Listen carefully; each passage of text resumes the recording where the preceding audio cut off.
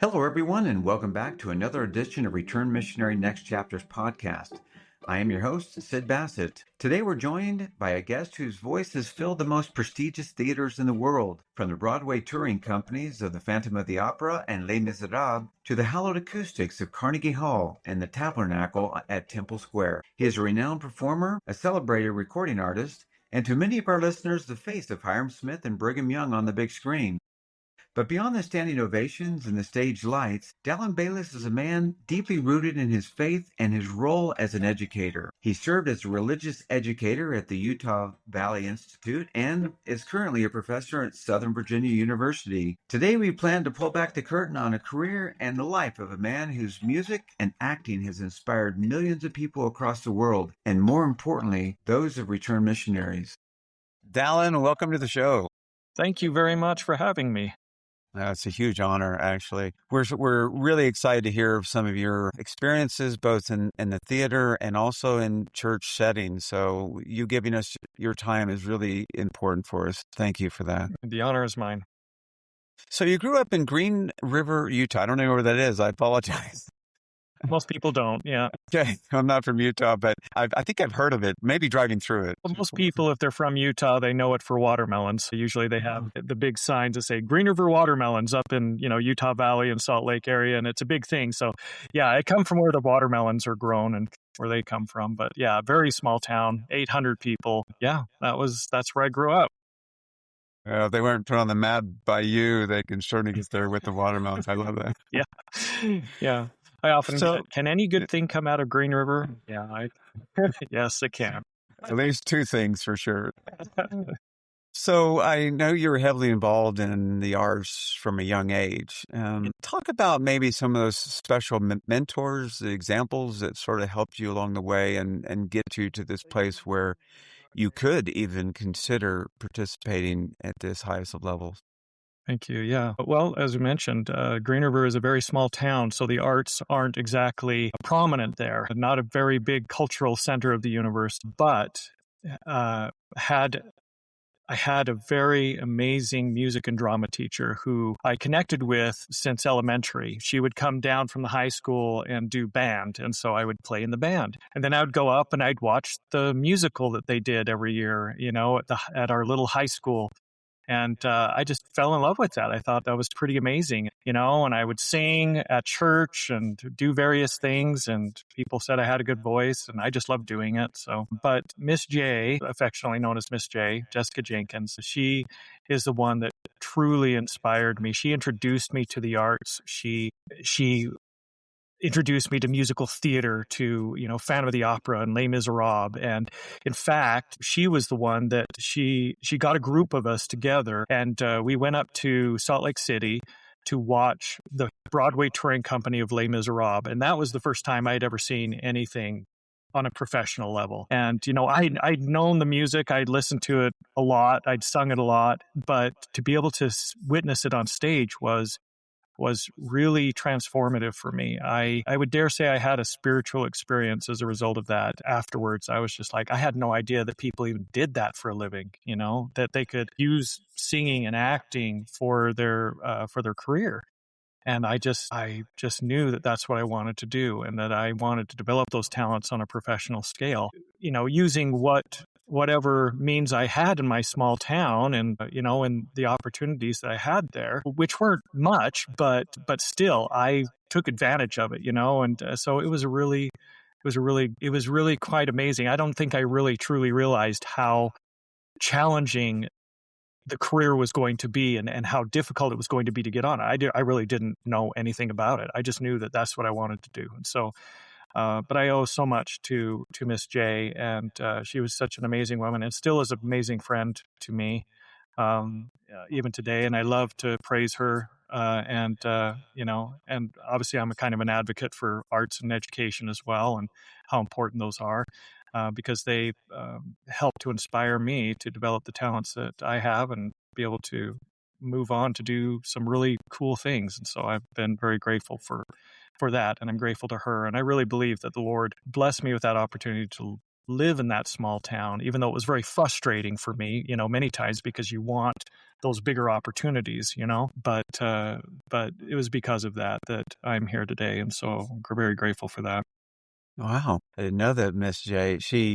She planted those seeds early on in your life and gave you the opportunity to see this traveling tour of Les Mis. And I'm sure that was very impactful. I know for many of us who have seen it on Broadway, it's very moving. I will never forget the first time I saw it. And I'll just be open. I cried like a baby. I mean, I literally cried. I had I had a New Jersey woman next to me and a New Yorker on the other side, and they sat there and like, oh, it's okay, and they were. It changed my life, and frankly, to know that you saw that at a young age, and then actually fast forward, which we'll get to here in a minute, you were the guy in that play. I think that's phenomenal, and I'm glad you shouted out Miss J. I think that's great. Yeah, it was quite amazing. When I saw it, it wasn't just that it was such a beautiful story. It is, a beautiful story of redemption and mercy and love. But I could feel what they were giving to me and to the audience, by telling that story, by sharing their talents and their voices. For me, the overwhelming desire for me was I wanted to do what they were doing for others. I felt like it was like a service of sorts, and it was a great blessing to me. And I wanted to be able to bless others. I wanted them to be able to feel the power of these good stories of people who are Christ-like and worthy and who triumph over so much evil. I love those kind of things, and I wanted others to be able to experience it like I have. And so I wanted to develop my talents to a point where I could be an effective storyteller. No, and we'll get to this as well, but in the work that I've done for the church, being able to use those talents as I try to portray very sacred and special events and people. And I wanted to be able to do it justice. I wanted to be able to, be effective instrument, I guess, in the Lord's hands. And so I wanted to develop that. But yeah, that was the beginnings of it. And yeah, like you were saying, fast forward a few years, it was quite amazing. But that was the very same tour that I joined years later and was able to, tour to China and Korea and all over the United States. And so I felt really blessed, a really beautiful 180 moment. It is interesting. We'll get back on the timeline, I promise, but it is really interesting because I've had a couple of those moments in my life where I've just felt the music. It just penetrated every fiber of my being. That was one of them when I was there. I had another moment like that when you may not even remember this, but the first time we were introduced to you was in the cultural hall of the Short Hills Ward in Summit, New Jersey. And we came into this, and I didn't know who you were. I didn't know why we were in there except to visit with new members of the ward. And they introduced you and your amazing companion, Rachel. And you just stood up there without music, no accompanist, nothing except just your pure, beautiful voice. And you sang Redeemer of Israel in a way that I've never heard before. And I just felt connected to the music through you to my Heavenly Father and His Son, Jesus Christ. And so, yeah, we'll go back to Miss J a few times. She inspired somebody who's now inspiring people all over the world. And I was a recipient of that. And so I'm glad you shared that's sort of part of your mission and mine. Thank you. So, okay, curious. You now have gone through all this training. You've been inspired. You know what you want to do at a very young age, which not many people do, by the way. And now you have this choice. You're 19 years old or 20. I'm not sure when you may have served your mission, but did you always think you're going to serve a mission? And what led up to that decision to do that? I did, actually. I don't know why. And again, maybe it was just because of where I grew up, but I always had this innate sense of love for the Lord and the church. I loved it. I knew it was true. I wanted to serve. I had a deep desire to serve the Lord and to do what He would like me to do. And that just was bolstered through my growing up years in Green River, through going through the seminary system, getting my patriarchal blessing. All of these things pointed to me wanting to go. Now, obviously, even though I have a very strong conviction of the church and always have, honestly, I've never doubted it. Doesn't mean that I haven't had struggles, and that I haven't done stupid things, but because heaven knows I have. And there was a point, in fact, right before I left, I attended BYU and their musical theater program there. And and there were some distractions. There definitely was. I didn't leave right at 19 like, most people do. I waited a bit. I worked for a bit at my parents' restaurant in Green River, but I was still fighting for it. I wanted to go, and I knew I needed to go. And I took those matters into my hands from the very beginning. I'm a very independent person and very driven, self-driven, and the Lord has, I'm thankful to say, has usually taken top priority with me in most things. And so I didn't really think too much about it. I just knew I wanted to go, and I'm so grateful I did. Yeah. I love that. I love that from a very young age, this is what you knew you were going to do. And it was always going to include serving him in that way. Yeah. It's wonderful. Okay. So you served your mission and you come home. Always ask my guests, tell me about those first days, weeks, months that you came home from your mission. What was that like for you? Well, here again, I wish I could say, because I may not be the usual, but once again, I've also been blessed, I guess, with an ability to be able to transition well to the next thing, And so I feel like I was there, I was dedicated to my mission, but when I got home, I knew I needed to focus on a new path, and move on.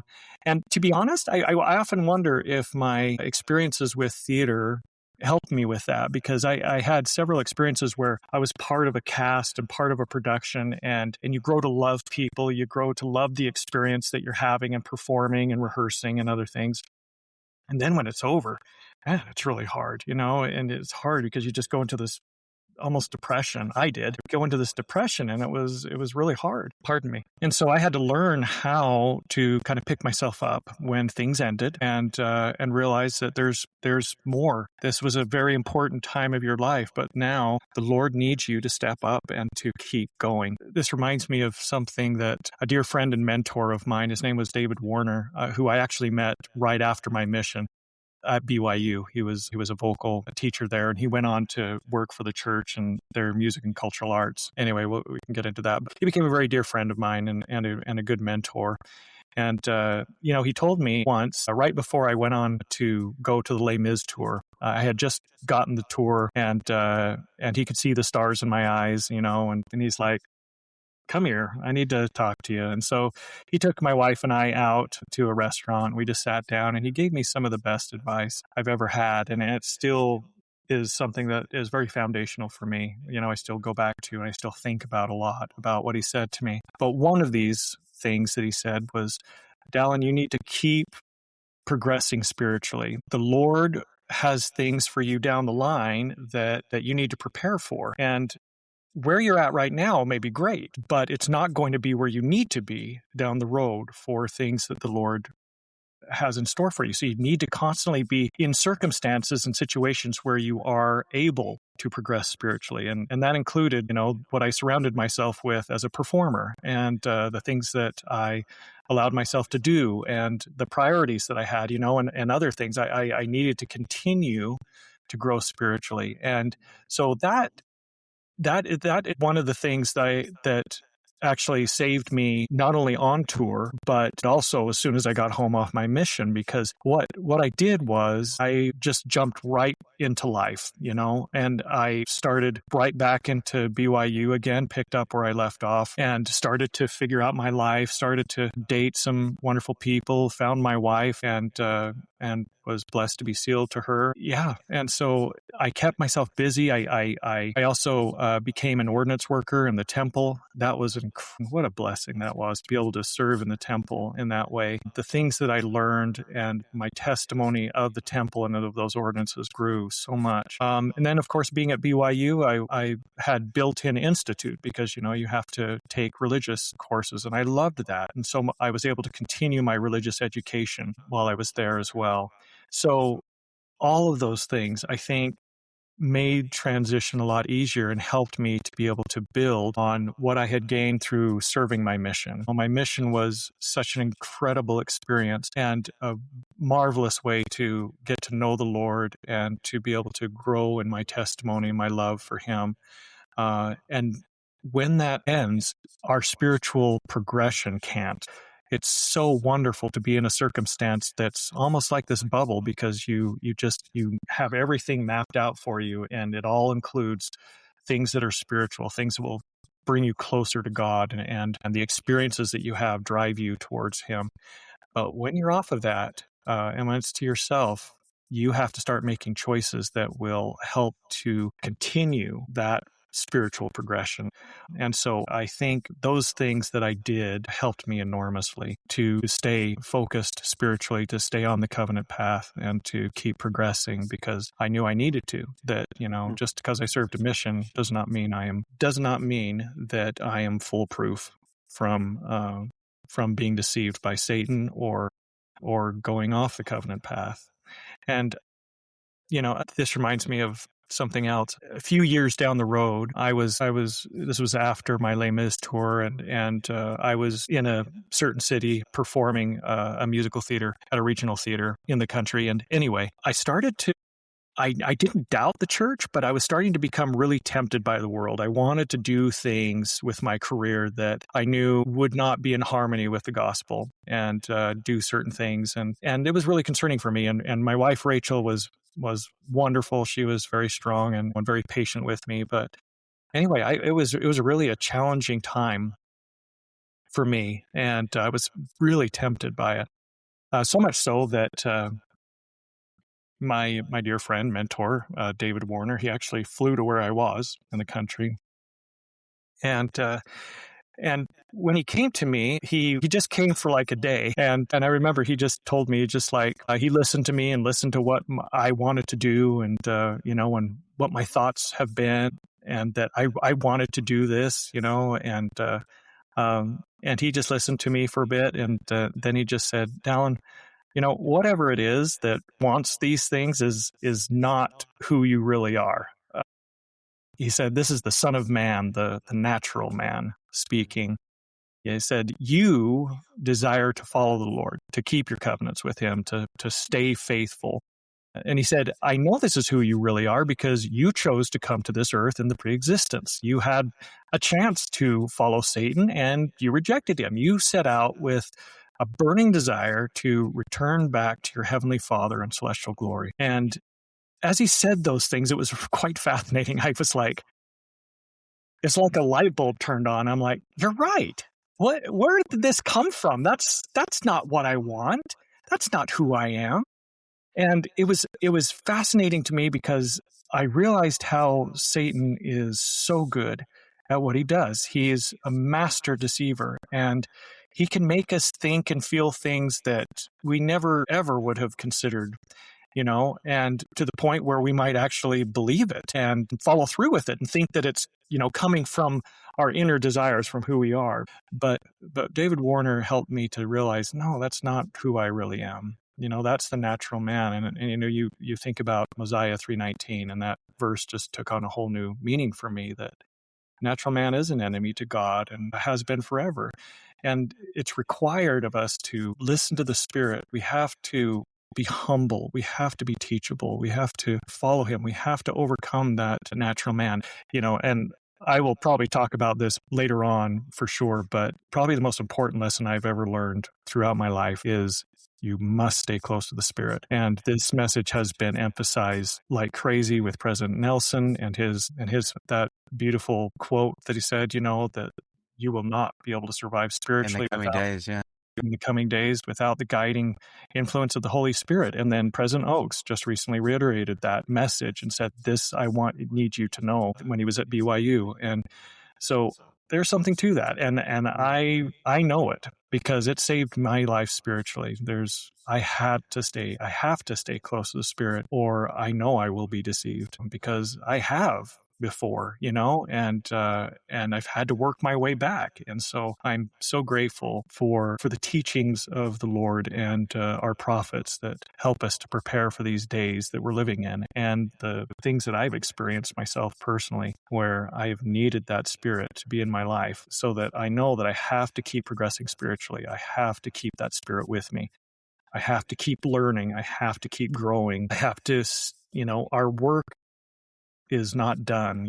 He is not done with us. There's still so much to learn, so much to become, and so much that he wants us to do to serve him and to bless others. And I want to be part of that. I really do. I want to serve him. I want to know that I've done everything that he's sent me here to do, that I've used the talents that he's given me in the ways that he would be proud and the ways that he would want me to. And because I'm so grateful to him for everything that he's done for me. And it's just, I want to give back as much as I can. I want to do the right thing. And I don't know how or why he uses me, because I'm a pretty foolish and simple man, but he has, and I'm always so grateful when he does. Thank you for sharing that. That's very open and honest. I'm so grateful for the David Warners of our life. It's interesting. I, too, in my second graduate studies, found a season in my life where I decided to ask questions that I never really had felt a desire to ask. And it was my wife, similar to Rachel, who came to me and sort of,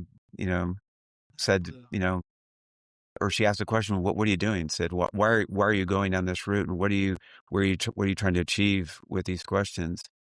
And it struck me, the Spirit, just like you said, the Spirit struck me and said, what are you doing? Like David Warner said, this is not you. This is not what you were born to be. And so you can take this detour if you like, and maybe that'll help you. Maybe it won't. Maybe you'll get snagged by the temptations that the natural man are always trying to fight, right? But I'm so glad that you had that person and persons in your life to bring you back, because there were some big roles coming in your life, roles that you really have to put yourself and be prepared for. And let's sort of move that direction. So you got the big role. You're now touring with the group, and that must have been an arduous time, but exciting time at the same time. It was. And you're the leader roles. I mean, you weren't just on the chain gang. You were the one who pulled out of that and actually pulled yourself into a group. Can you tell us about that season of your life that you got your big break and you made the most of it? Let's hear about that. Yeah, it was really a wonderful time. It's really interesting, because as soon as I got home off my mission, I didn't know if I wanted to pursue musical theater. I knew how crazy of a life it would be, how difficult it would be to make a career out of that. And so I was thinking, and I kind of settled on, well, I'm going to do pre-med. So I'm going to be a doctor and the singing doctor. But I was still going to stay a musical theater major, but I wanted to do that. Anyway, it was around that time that I met Rachel, and I think it was probably fortuitous, because she didn't want to marry an actor. She wanted to marry somebody who was going to be, a little more stable than that, and said, no, I'm not going to do that. I'm going to be a doctor. And she's like, okay.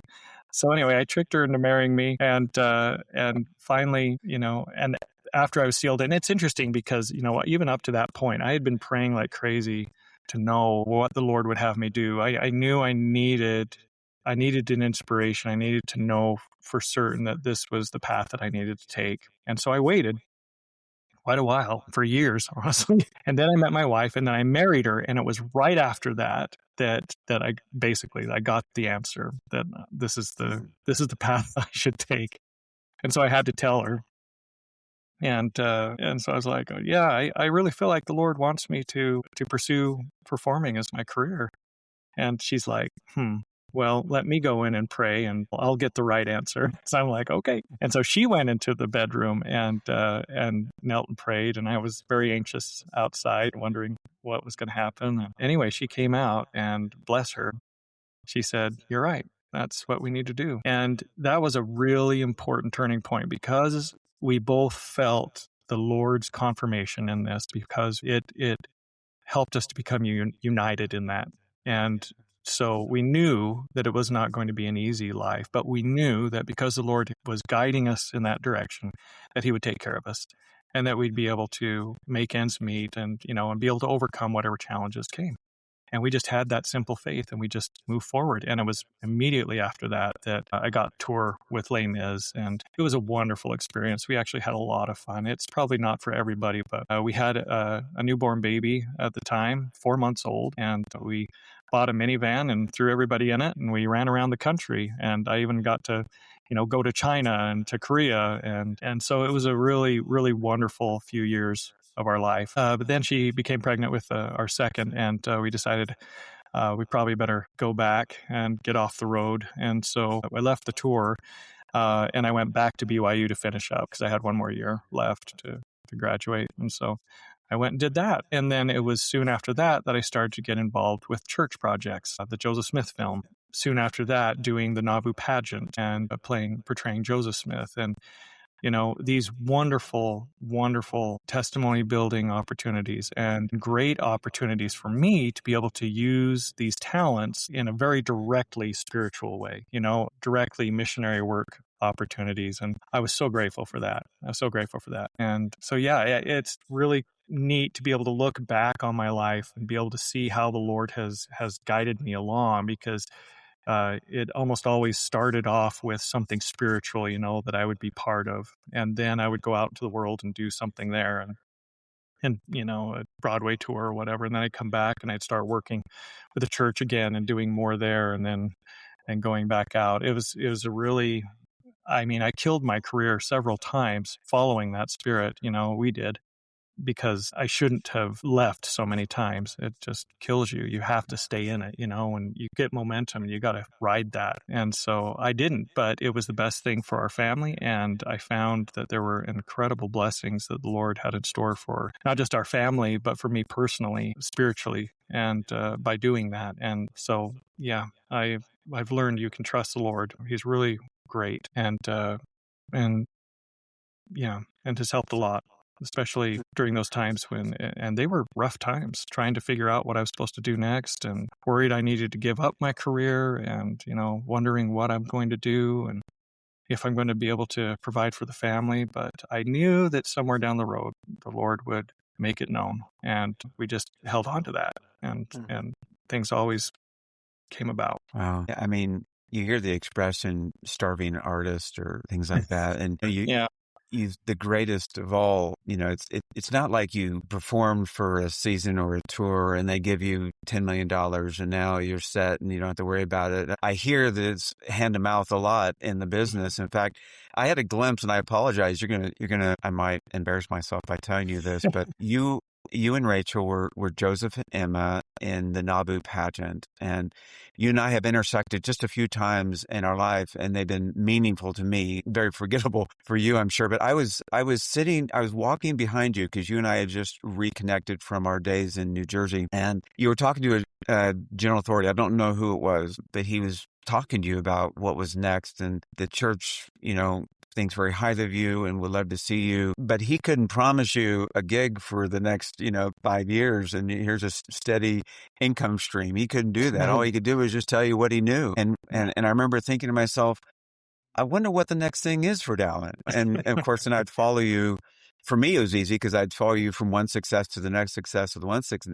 But in between those successes, in between those big roles, those starring roles, I'm sure it was a lot of the normal routine that we all have to live. And I suspect there were those hard days. What would you share about that?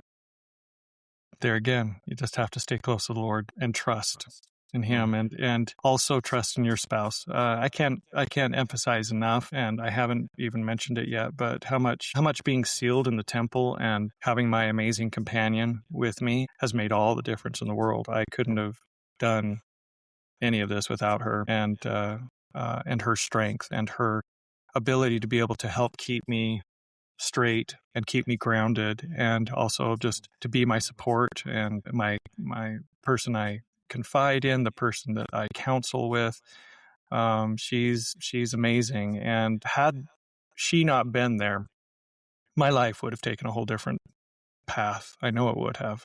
She helped me so much. She's so strong, and she's such a good woman, and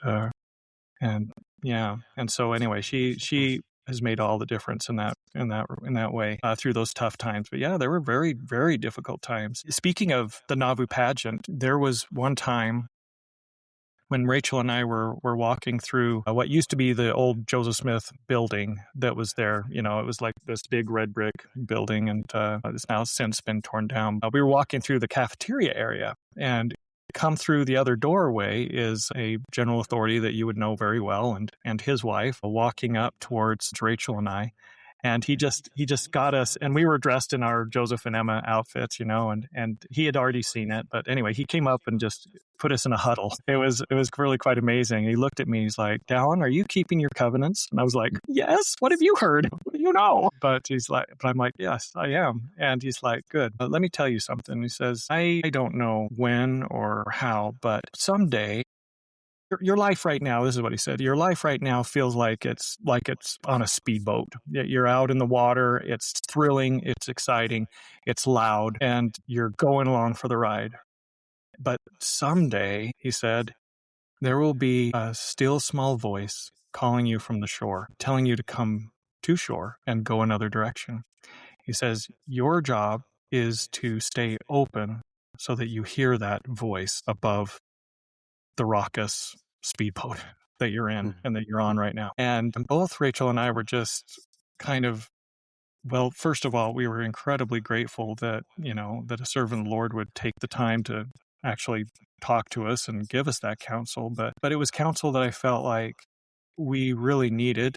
And because from that point on, we made sure that anytime new things would come up that may require me to leave my talents behind or leave my career behind, we would think, okay, is this one of those moments where the Lord is calling us another direction, where we need to come ashore and go someplace else? And it was, sometimes they were just tests, I think. I really do. I feel like the Lord just kind of like saying, okay, are you willing to do what I ask you to do and go where I ask you to go? And sometimes it was really, really hard. But I always found that when I finally got to the point of humbling myself to the Lord and really saying, thy will be done, I'll do whatever it is you want me to do, and really mean it, that immediately, right at that moment, it's like, the heavens opened and I received answers and blessings and revelation that just kind of came pouring in. It never fails. I always have to get to that point. I have to, I'm a very stubborn guy and I like to hold on to things. But as soon as I can work myself to the point where I can really let go and put everything on the altar that the Lord would have me, that's the moment that he starts to speak. We've had some really sweet experiences, both my wife and I, as we've worked through these many, many times in our lives where we didn't know where we were going next, and trying to figure it out and really struggling and wrestling with the Lord, which is really more like struggling and wrestling with yourself to get in line with the Lord, is kind of how I look at it. But those are really beautiful experiences. And I think everybody needs to go through that. Return missionaries in particular have got to continue to grow in the, as President Nelson put it, the principle of revelation, this is a skill. You have to continue to learn it. You have to continue to put yourself in circumstances where you need to rely on the Lord and really learn how he speaks to you and how he communicates with you. You also need to learn patience when he doesn't tell you right away, and learn to continue to wait on the Lord until it's the right time for him to talk to you. But you got to keep at it. And we're not used to that, especially in this day and age, I think, of instant gratification and the need to know immediately what you should do or to just kind of hang out in our doubts. It's very important that I think we learn to be patient, which is another thing that President Oaks said in that BYU devotional, is that was one of his final things to help us to stay close to the Lord. He said, be patient. You have to be patient because the Lord works slowly with us, ever patiently, but slowly, I think.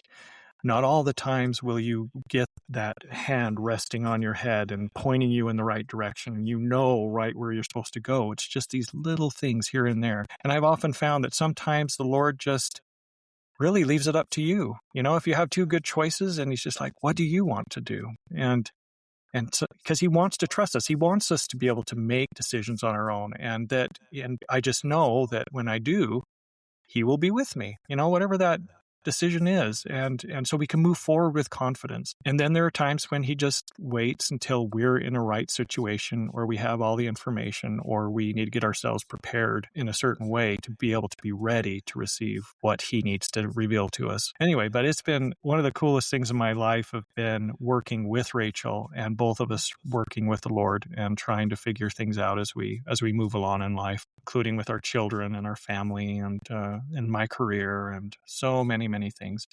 But that principle of revelation has been key in staying close to the Spirit and staying close to the Lord and learning how the Lord speaks to us. Let me segue that a little bit into the drama part of your life. That I don't mean the drama, but I mean the other drama.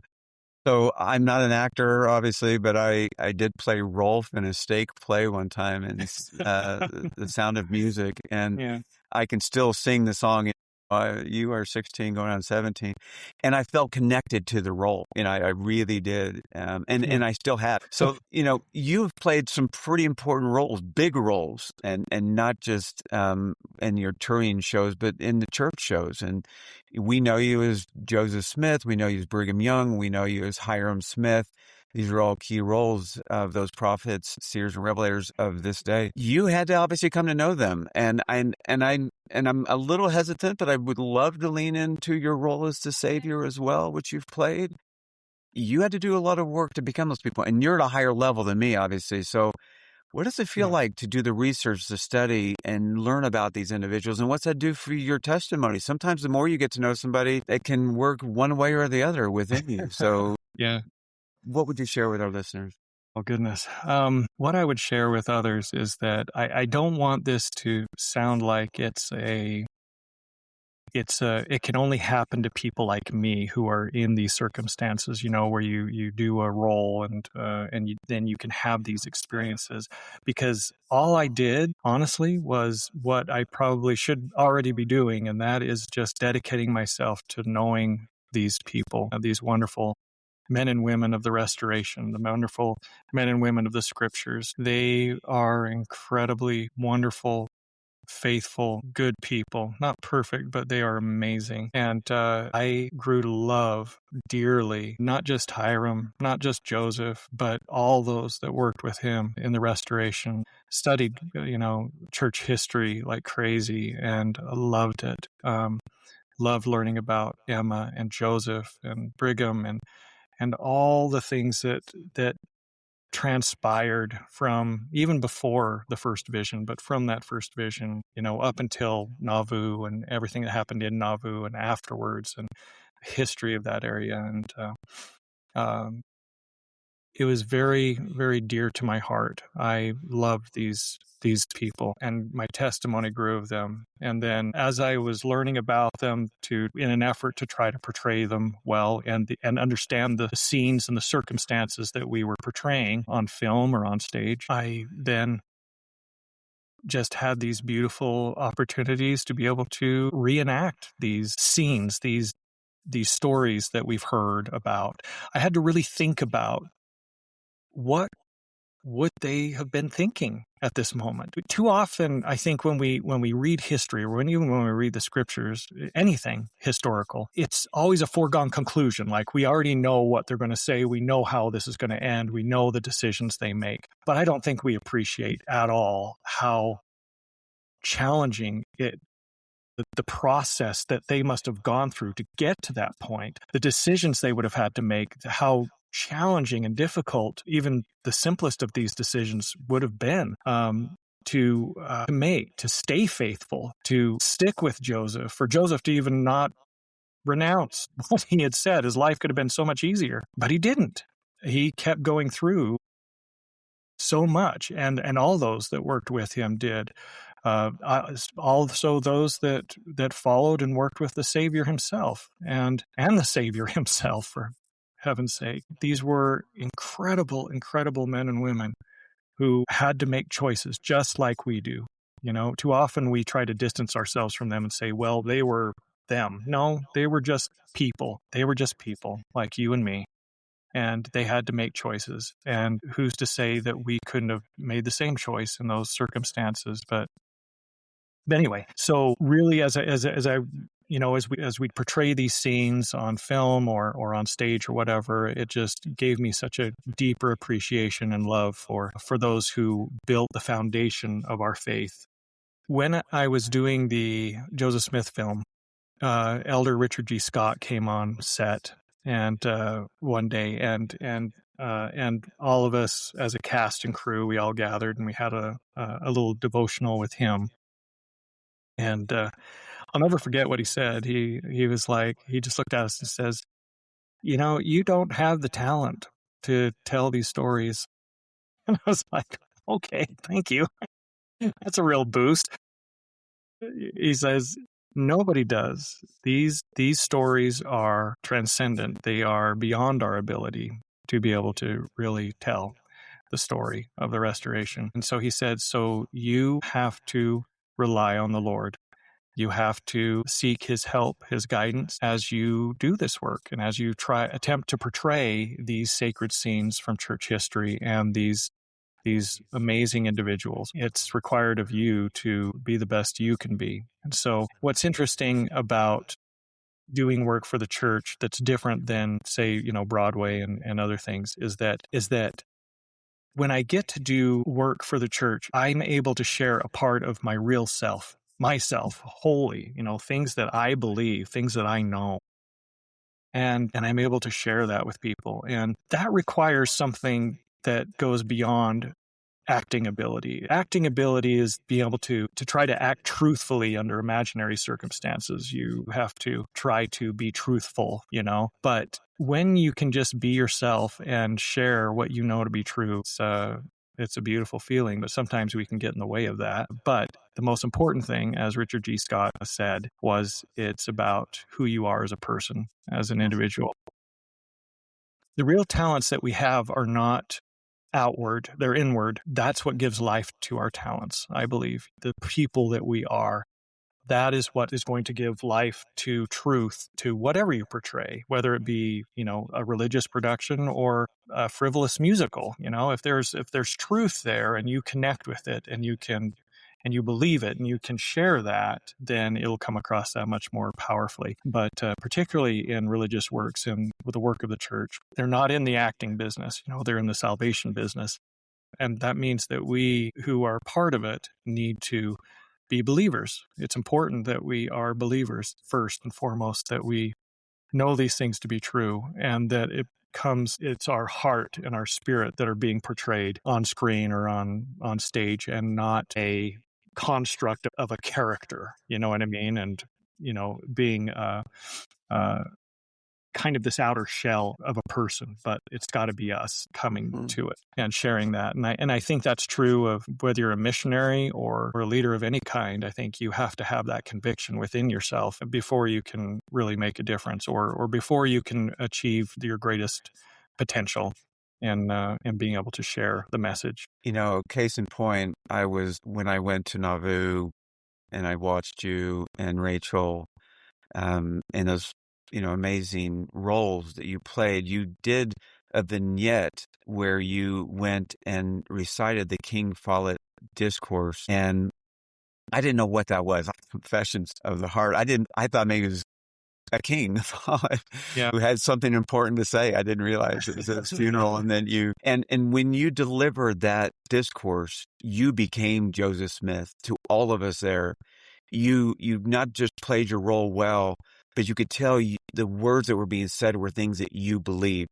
You felt those, you believed those. And whether it was Joseph, whether it was you, or whether it was the Spirit itself just conveying that message, you did that. You became the vessel that the Spirit spoke through. And whether you were Joseph Smith or somebody else, like has been seen in church history where they could see the prophet Joseph in that, you were that guy. You looked like him, you sounded like him, and you delivered a message the way his followers received the messages through the Spirit. And I just you probably don't know that, but that was a moment in my life where I thought, now this guy is gifted, not just as an actor, but his authentic self came through in what he was saying, and you could see you believed in. And for any of you who haven't read the King Follett Discourse, go read it. It isn't short. No. And you had no notes, you had no prompts. You got up and delivered as if you were the prophet Joseph himself. I just wanted to, just say that to her. Thank you. Yeah, thank you. No, I'm so grateful you felt that, because that's my goal. And you put it exactly right. I think it's like what the Lord says, let your light so shine. I am the light that you hold up. It's not you, it's that we need to stand in places and do things so that others can see Christ through us. And that's my goal. I just want to become a better instrument to do God's work so that he can work through me, and not that I can do work for him, but that he can use me, through me. There's going back to my friend David Warner, I just wanted to share this. It made me think about this. One of the other things that he told me that evening, he says, hopefully you'll receive more compliments about the light in your eyes and how people can feel your testimony when you perform than you receive compliments on your singing or acting ability. And then he said this, and I like the way he put this. He just said, you should be able to preach a sermon as well as you can act and sing. And that really made me think about, again, kind of the importance of that constant spiritual progression. But if all I do is work on my acting and singing and become a great actor singer and leave my spiritual behind, soon it's going to catch up with me that I'm not going to have nearly as powerful a talent, I don't think, without that spirit. And it's so vital to me that I try to keep myself in balance, and that I not only work on my professional career of this, but I work on myself and trying to become more Christ-like, and that I strive to be able to learn how to preach a sermon as well as I can act and sing, and I think if and that's, kind of the challenge that I continue to focus on is, can I do that? Am I in a place where I feel like I could share my testimony of the gospel as well as I could, go up and sing a song? And that's a really good marker for me, and I think for any RM as well. Whatever you do, whatever you go into, make sure that you can always preach a sermon better than you can do your job.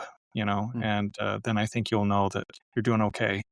What I'm hearing you say is, as you preach that sermon, let it be delivered through the Spirit, because as it is delivered through the Spirit, then you will do a much better job than you could possibly do in acting. I love that. Thank you. Thank you, Dallyn. Well, we've been richly blessed. We've learned so much from you. Can I give you one last final request? And that is, if you were talking face to face with a returned missionary who's contemplating the next chapters in their life, what advice would you tell them? Stay close to the Spirit, first and foremost. Keep that Spirit in your life.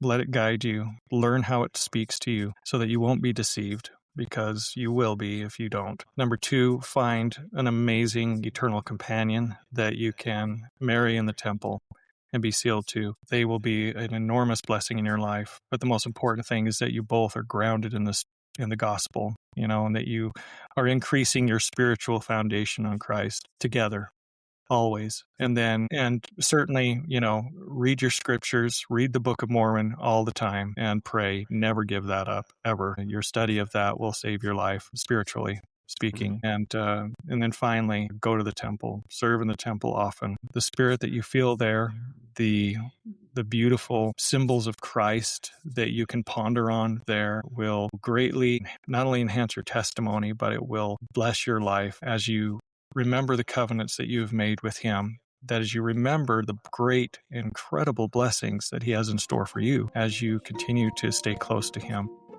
Become a student of the temple. Become somebody who loves. It's considered the Lord's university. Somebody said that, and I can't remember who. It's a place of his higher education where you can learn more of him, of his son, of his ways, of eternity, and of the incredible work that is going on both sides of the veil. And we have a great privilege to be part of that. And so that's one of the best ways to keep that Spirit in your life and stay close to it. And so, if those were the things that I would absolutely tell any returned missionary that they always keep in their life and be working towards. Dallyn, thank you for your time. Thank you for your experience, sharing your experience, but most of all, thank you for your life. Thank you very much for having me. Really appreciate it, Brother Bassett.